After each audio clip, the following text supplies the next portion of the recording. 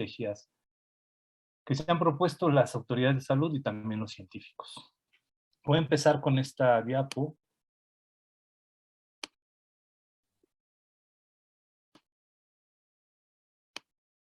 Ya dejamos atrás los virus. No revisamos rabia, pero sí dengue, ¿no? Y también dentro de esa familia de arbovirus está chikungunya y zika, que no la revisamos, pero que deben de conocer porque circulan en nuestro país y las transmiten los mismos moscos que transmiten el dengue. Vamos a entrar en detalle, eso ya lo tocamos. De estas bacterias ya también las revisamos.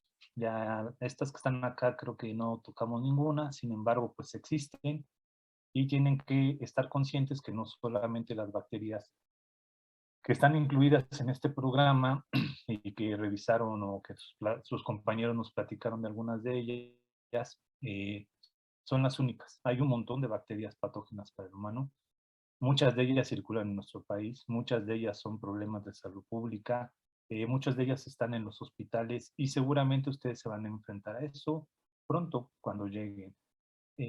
Muchas veces los pacientes que están ahí entran por una causa y por una complicación bacteriana, su vida está en peligro, ¿no? Que no tiene nada que ver con la patología inicial con la que ingresaron al hospital y contra eso ustedes se tienen que enfrentar.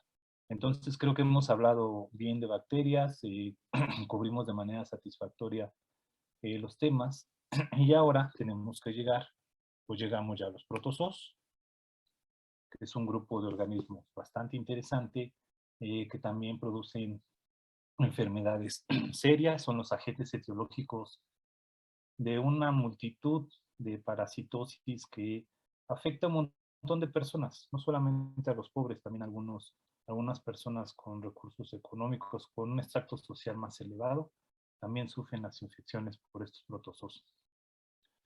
Pronto vamos a llegar a los helmintos, que son los gusanos, y que también son problemas de salud pública importantes.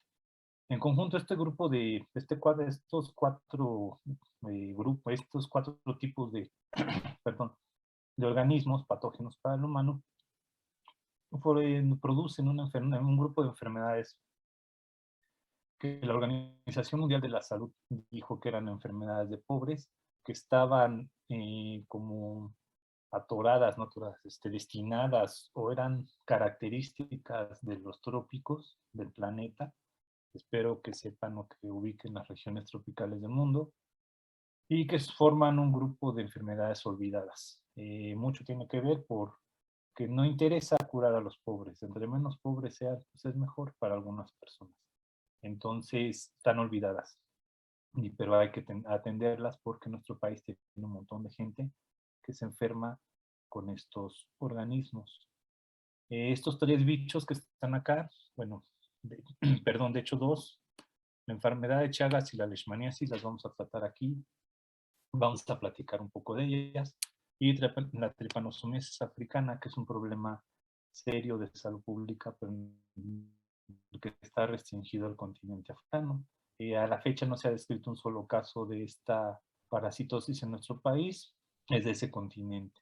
Pero sí de enfermedad de Chagas hay un montón en varios estados de la República y de leishmaniasis, pues también, ¿no? Está ampliamente representada en diversas zonas de nuestro país. Entonces, seguramente cuando ustedes lleguen a cuando hagan servicio social o ese tipo de cosas que ustedes hacen, es muy probable que les toque atender a gente con estas enfermedades y sería deseable pues, que supieran cómo ofrecerles un diagnóstico y un tratamiento adecuado, si es que está disponible y si es que es tiempo.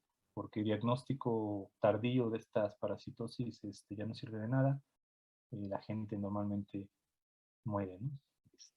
Por Chagas o por un tipo de leishman.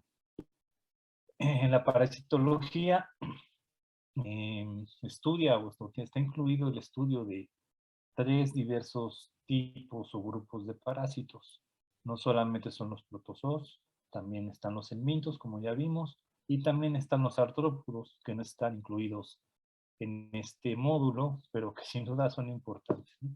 Son importantes porque ellos mismos pueden ser el agente que causa el mal o son importantes porque actúan como el vector que es el responsable de transmitirle al humano el, el agente microbiano patógeno.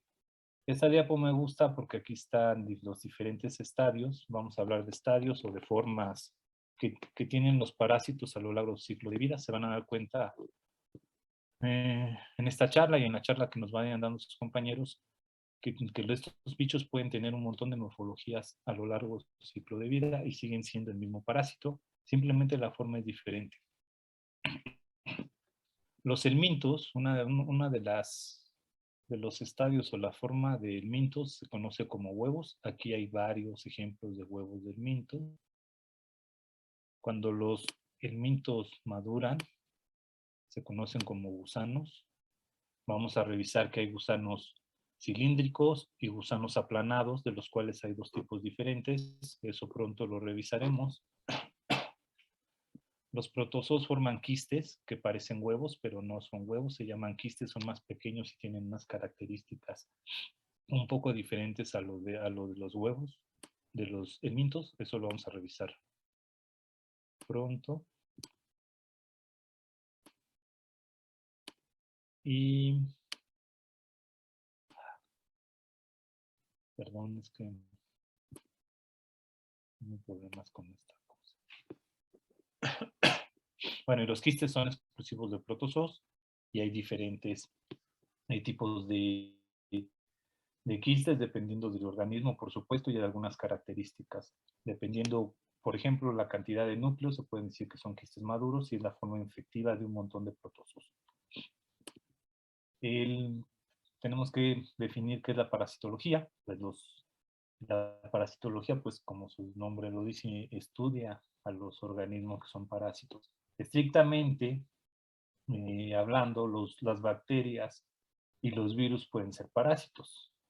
Viven expensas de otros microorganismos, tienen nutrientes, un hábitat donde vivir y le causan daño. Esa es la definición de parasitismo. Pero bueno, en esta rama de parasitología no están incluidos ni virus ni bacterias, solamente se incluyen los protozoos, los helmintos y los artrópodos. Entonces, una definición de un parásito es un organismo vivo que toman elementos que necesitan para sobrevivir de otro organismo, tal como lo hacen los virus, tal como lo hacen las bacterias. Pero esos organismos no están incluidos aquí. Los parásitos que tienen interés para la parasitología médica, la cuestión que a ustedes les interesa y de la cual tenemos que platicar hoy y seguramente casi toda la clase de la otra semana, incluye a los protozoos. Después, en 15 días, hablaremos de los helmintos y también incluye a los artrópodos, que les voy a presentar solamente una diapositiva y nada más es lo único que van a saber de ellos, pero sería interesante que no los pierdan de vista, que los conozcan, porque causan problemas, le causan problemas al humano. Estos bichos, pues son alguna de las etapas o de su ciclo de vida lo desarrollan en un humano, y hay algunos que todo su ciclo vital están dentro del humano. Y por supuesto que le causan enfermedad, por eso son parásitos.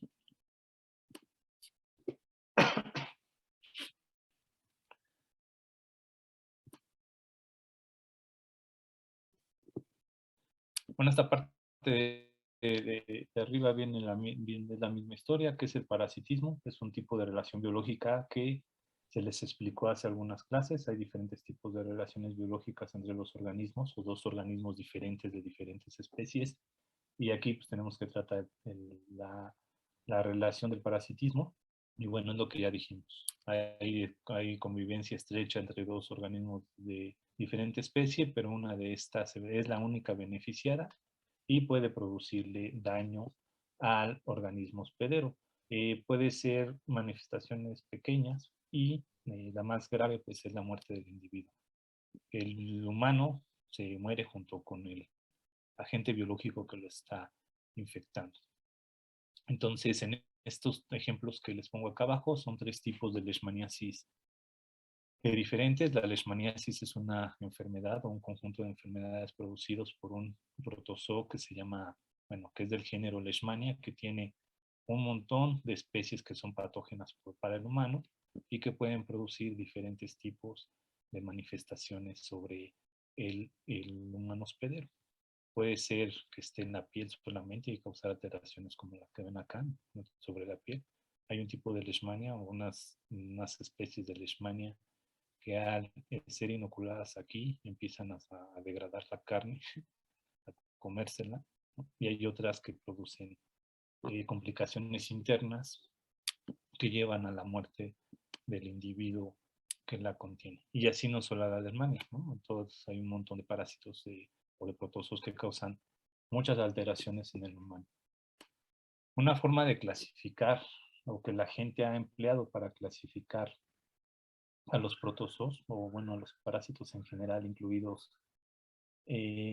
protozoos y helmintos, la gente los ha agrupado de acuerdo con base en su ciclo de vida. ¿Vale? Hay parásitos que tienen un ciclo de vida muy simple, como Giardia, como Entamoeba, como Trichomonas vaginalis, como Ascaris lumbricoides en caso de helmintos, y hay unos que tienen ciclos de vida muy complejos. Quizá dentro de estos que vamos a revisar aquí en este curso, los parásitos del género Plasmodium. Plasmodium produce el agente etiológico de la malaria, paludismo en México, y realmente es muy complejo su ciclo de vida. Atraviesa por un montón de formas intermedias, ya vamos a revisar unas diapos más adelante, y, y alterna entre un mosco y un humano. Entonces los bichos o los protozoos y helmintos que solamente requieren un solo hospedero se clasifican como monóxonos porque solamente ocupan un solo hospedero. Aquí hay dos ejemplos, pero no son los únicos, como ya les mencioné. Otras especies de protozoos y de helmintos requieren de una o dos más especies para completar su ciclo de vida. Una parte de su ciclo vital lo desarrollan o la desarrollan dentro de un humano, como les comento. Hay una serie de transformaciones en el humano. Llega un insecto vector, que es la forma más común en que se transfieren estas enfermedades. Se alimenta de la sangre de este humano infectado y en el insecto, el parásito, sufre una serie de transformaciones adicionales. Y entonces este bicho necesita dos hospederos para poder terminar o concluir su ciclo de vida. Si es el caso así, entonces se llaman heteróxonos o heteróxenos. Y un ejemplo característico, que no es el único, vamos a revisar que hay varios, pero quizás de los más complejos que tenemos que tocar es a Plasmodium. La especie de Plasmodium que es más virulenta para el humano es la de Falciparum. Sin embargo, como que la más común es Plasmodium vivax. Ambas circulan en el país, entonces cuando vayan a regiones endémicas de nuestro país, pues tengan cuidado, ¿no? Usen repelente de insectos, vistan ropa blanca, duerman bajo pabellones, porque si no pueden ser picados por un mosco y adquirir a Plasmodium y desarrollar malaria. También otra forma en que la gente ha clasificado a los parásitos es de acuerdo a dónde es su desarrollo, en qué región se desarrollan o hacen o pasan parte de su ciclo de vida. Se conocen como ectoparásitos aquellos que viven sobre la superficie externa del hospedero. Y esto pues básicamente agrupa a todos los artrópodos, garrapatas, piojos y ácaros. Les puse aquí de ejemplo, pero hay otros más, ¿no? Los endoparásitos, parásitos que viven o tienen que desarrollarse dentro de un organismo hospedero, y ahí están incluidos los elementos y los protozoos. También hay otra forma de clasificar los parásitos obligados, que dependen completamente de uno o dos hospederos para poder vivir, para poder desarrollarse, generar progenie y completar su ciclo biológico, todas las etapas del ciclo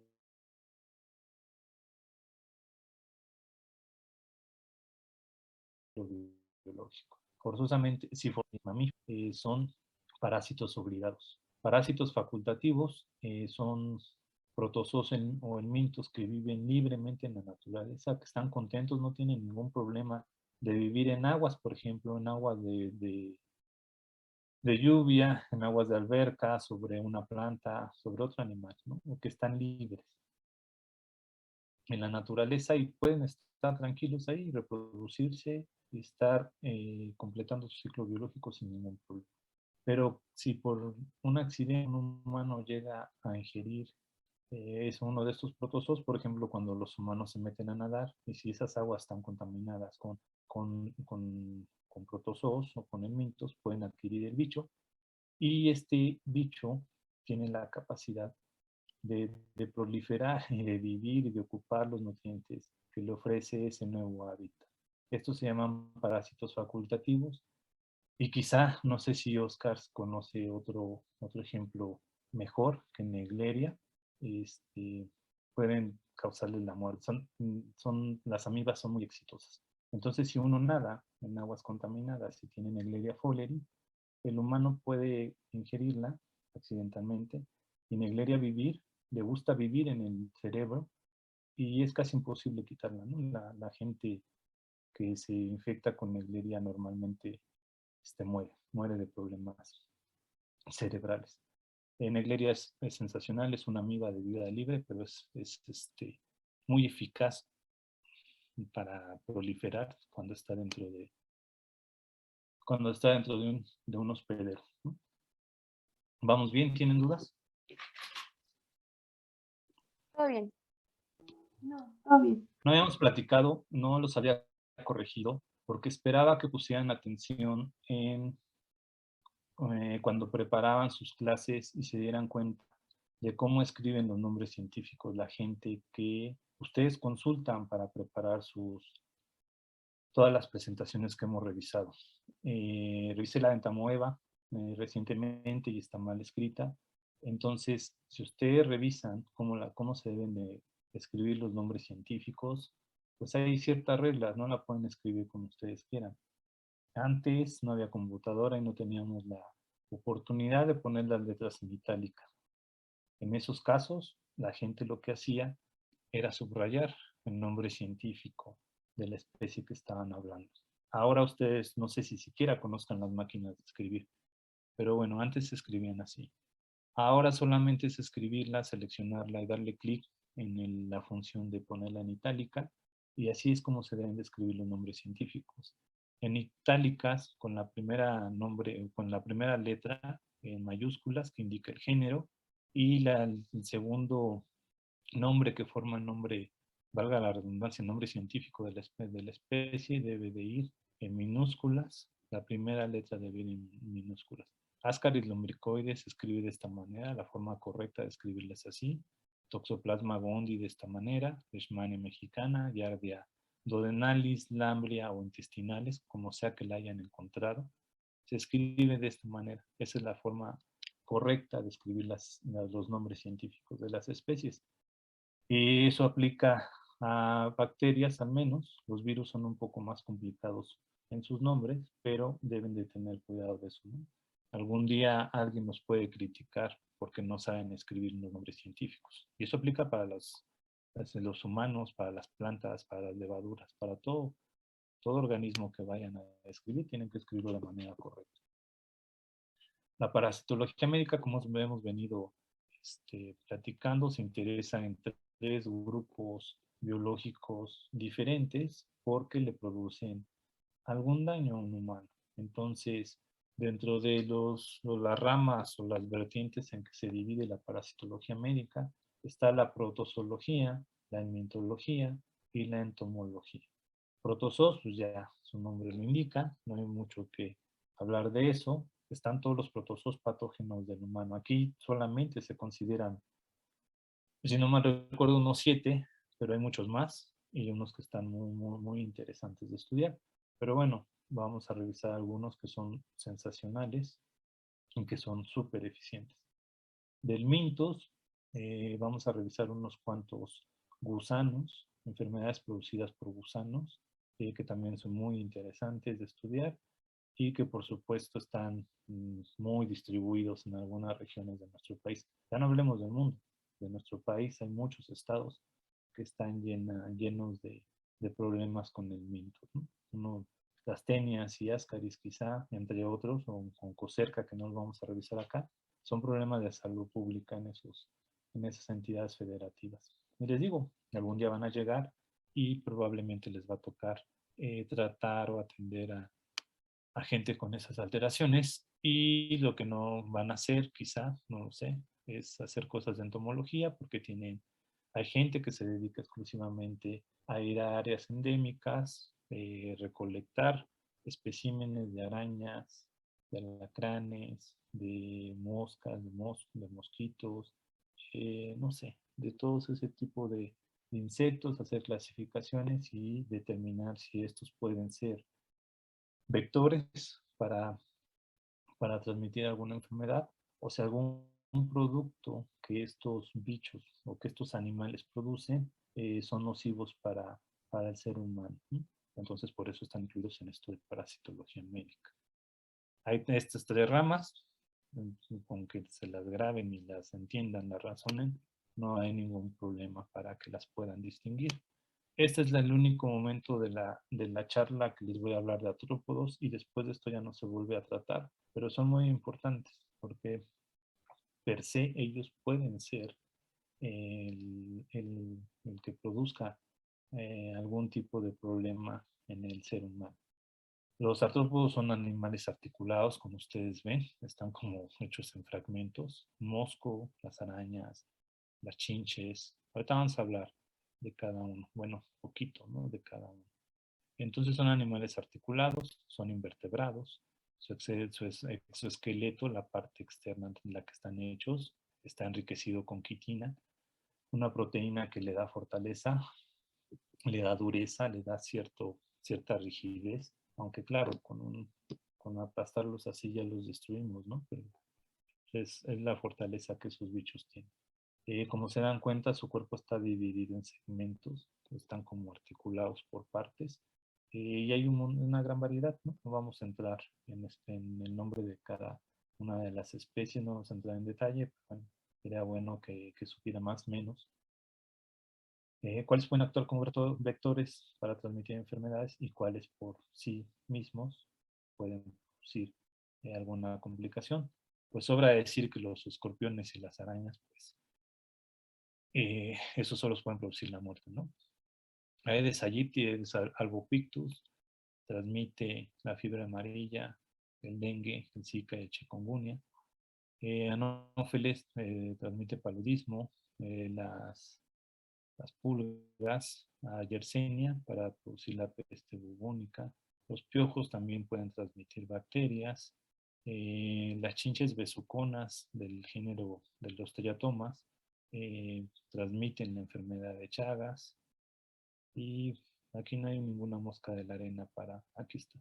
Y la mosca de la arena para transmitir leishmaniasis.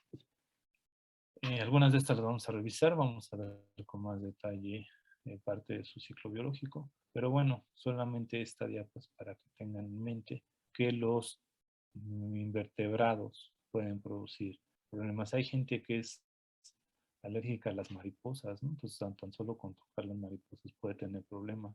Hay gente que es alérgica a las orugas, los pelos de estas orugas pueden producir un montón de reacciones alérgicas y ponen en peligro la vida de un sujeto tan solo con tocar una oruga, ¿no? Solamente con eso. Pueden ser no patogénicas, no pueden, a lo mejor no tienen toxinas que son inoculadas en un organismo y esas toxinas pueden destruir un cuerpo humano a baja dosis. Estas nada más con tocarlas, ¿no? Pueden producir problemas. Entonces, tengan en mente, la gente de este módulo excluye a los artrópodos, pero los artrópodos son importantes. Pueden ser generadores de enfermedades. Pronto vamos a hablar de los helmintos. Ahora esta parte introductoria nada más para que supieran qué eran los parásitos o los conocieran, mejor dicho. Los helmintos los vamos a tratar pronto. Ahora nos vamos a dedicar exclusivamente a los protozoos. Y los protozoos, una especie en particular, es como la responsable de causar la gran mayoría de muertes. Hablo de la malaria y del Plasmodium falciparum. Un montón de muertes alrededor del mundo. Afecta a regiones, como ya les dije, pobres, con sistemas de salud deficientes, con sistemas de saneamiento deficientes, con un montón de carencias en sistema de agua adecuado, muchas complicaciones. Un día si quieren, si pueden, dense una vuelta por regiones pobres de Chiapas o Oaxaca o Guerrero, que sean seguras, tampoco vayan a meterse a cualquier lado. y les va a quedar un poco más claro de lo que les estoy hablando, en qué condiciones viven esas personas. Y después de estar ahí uno entiende por qué tienen tantos problemas como estos, ¿no? Uno de mis profesores, cuando llegué a Tapachula, me dijo que Chiapas era como el África mexicano, ¿no? Porque en Chiapas ahí está presentes un montón de enfermedades, tal como en África, que les llegan virus y bacterias y protozoos y todos los problemas que tienen con ese continente, también ocurren en nuestro país y Chiapas es un gran ejemplo. Un día dense una vuelta para que vean que no exagero con lo que les digo, ¿no? Los protozoos son tan importantes, son tan relevantes, no solamente en el aspecto de la medicina, también en el área de la investigación. Espero que en algún otro lugar les hayan hablado de la medicina translacional. Entonces ese es un punto importante porque los conocimientos que generamos nosotros en el laboratorio esperamos que sirvan para que se produzca algo, que sirva a su vez para que ustedes solucionen un problema de salud causado por, en este caso, por protozoos, y con base en los resultados que ustedes obtengan, nos retroalimenten y nosotros podamos generar estrategias adecuadas para colaborar a solucionar un problema que afecta a los humanos. Son interesantes, los protozoos son sumamente interesantes de estudio, por eso hay tantos grupos de estudio en el mundo, por eso se dedica tanto dinero para apoyar investigaciones. En México no, pero en otros países sí. Hay mucho dinero invertido. Por ejemplo, sé de Colombia, que tienen un montón de dinero invertido para erradicar o generar una vacuna para tratamiento de la malaria. Hay un montón de grupos muy buenos, increíblemente buenos, que están encargados en diseñar una vacuna para esta enfermedad. En México hay un esfuerzo importante, no sé qué tan avanzado va, pero para hacer una vacuna contra leishmania, para tratar la leishmaniasis y ya, ¿no? Hay otros grupos de investigación en el país, pero los recursos son muy escasos por todas las restricciones que nos está poniendo CONACYT. Pero bueno, vamos a la parte médica. Entonces es importante este tipo de reportes que están en estas revistas que son de las principales o de las más prestigiosas que hay en el mundo.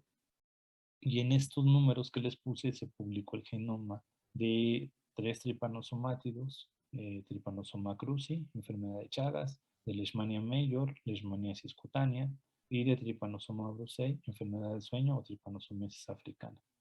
En la parte del medio está el genoma de Plasmodium falciparum, que es el agente etiológico de la malaria o del paludismo. Y de este lado está el genoma de Toxoplasma gondii, un problema, un protozoo que causa problemas severos, muy severos, ¿no? Puede producir, si no se diagnostica a tiempo, ceguera. Es increíble que te puedas quedar ciego por un protozoo. Problemas con los chamaquitos cuando están en el útero, en el vientre de la madre. Si la madre se infecta con toxoplasma, puede haber consecuencias muy serias para el escuinclito que van a hacer y pueden hacer muy mal, ¿no? Muy mal, se puede morir.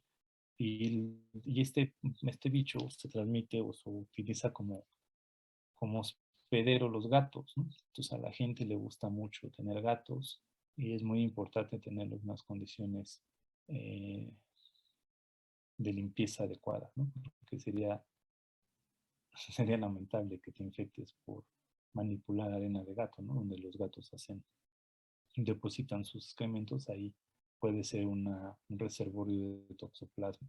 Y toxoplasma está ampliamente distribuido en el planeta, no solo en nuestro país. Entonces es un problema de salud pública serio producido por un protozoo llamado Toxoplasma gondii. Tenemos muchos problemas de salud en todo el planeta, no somos la excepción. Hay muchos estados que tienen problemas o producidas por protozoos.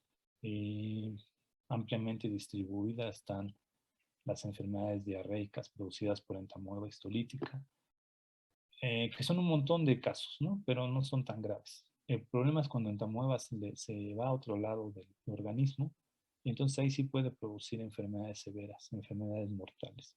que será imposible quitarla. En Tamueva es muy eficaz, es un bicho súper eficaz. Y una vez que sale de la región anatómica donde es su principal sitio de reservorio, donde debe de estar, si sale de ahí puede producir enfermedades terribles. La malaria, pues es la principal muerte de humanos producida por un protozoo y es generada por Plasmodium. La giardiasis, que es la principal complicación, pues son diarreas, pero que pueden ser diarreas severas que pueden causar la muerte y solamente es por un protozoo que mide unas 10 micrómetros de tamaño y tiene un ciclo biológico bastante sencillo. Espero que el compañero o compañera que nos hable de Giardia toque ese tema. Es bastante pequeño, pero es muy eficaz. No sé si traigo una foto de Giardia, pero luego se las enseño de cómo hay miles de Giardias tapizando el lumen intestinal y por lo consiguiente pues no hay absorción de nada y puede producir diarreas muy, muy severas. La enfermedad del sueño no es del continente americano, sin embargo, hay un mecanismo muy eficiente que tienen estos protozoos que se llama variación antigénica y lo voy a explicar más adelante.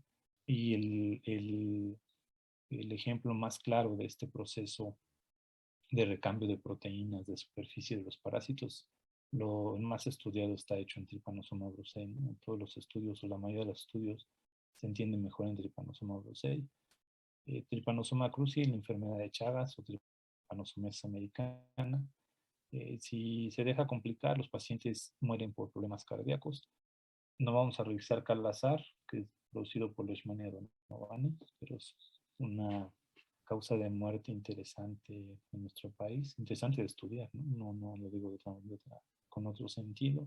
Toxoplasma gondii produce toxoplasmosis y tricomonas vaginales, problemas de infecciones de la vagina, bueno, del tracto reproductor, tanto de la mujer, pero principalmente de la mujer, pero también del hombre. Se puede alojar también en el hombre y producirle algunas complicaciones. Sin embargo, la mayoría de los casos pues, de las chicas, ¿no? Quizá porque los niños no reportan por pena, no van al sistema de salud a reportar que están infectados con tricomonas vaginales. Y aquí, bueno, hay una niña, creo que esta imagen me gustó un montón porque pues, refleja como mucho de la realidad de esta niña que vive en pobreza, que puede, o que seguramente se infectó por adquirir quistes, y en esto, perdón. Creo que te hablan, doctor. Digo, creo que hay ruido de interferencia.